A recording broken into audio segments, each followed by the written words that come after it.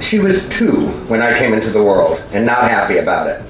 According to my mother, I was hauled out of my crib repeatedly and flung about the room like a rag doll. And while I never suffered permanent damage, I have emotional scars which still haunt me, and I've spent a lifetime attempting to figure out how my sister ticks.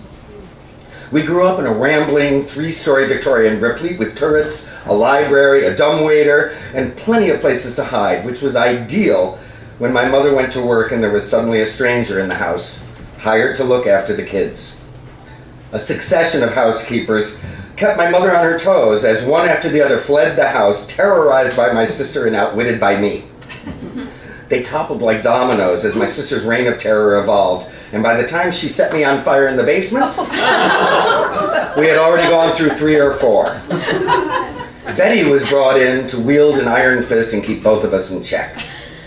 It was then that my sibling and I joined forces.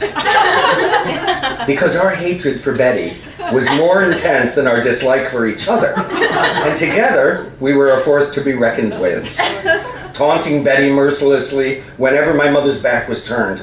I knew Mom wasn't all that keen on her either, as Betty would often corner her to tattle on us or to let my mother know that we would all have to pay once we were at the pearly gates. "You're a lovely woman, Barbara Fox," Betty would say in her heavy Irish brogue, "but you're all going to burn as hell, as sure as I stand before you now."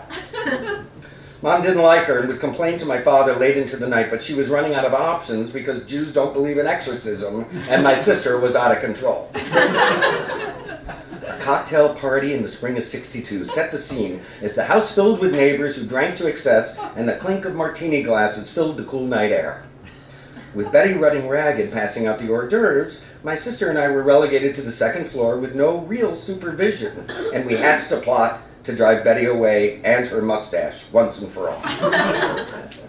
Seizing on my sister's collection of stuffed animals, we strung several up by their necks using yarn from the den and headed to my bedroom, situated directly above the kitchen in what was once servant quarters, next to the back staircase originally reserved for the help. Silently sliding a window open was easy, and when Betty was heard washing dishes below, we dangled and lowered plush critters down to where she would see it in her periphery, which caused her to scream, and my mother come running as we pulled on the string, and the monster would vanish. Each time we did it, Betty's screams echoed throughout the house, and before long, my not-so-dumb mother put 2 and 2 together. "Don't make me come up there," she warned. "There will be hell to pay if I do." Shaking and crying, Betty weighed in on that warning. "That's what I've been saying, Barbara Fox. You're all going to burn in hell." Ignoring the danger, we lowered a purple snake down the side of the house.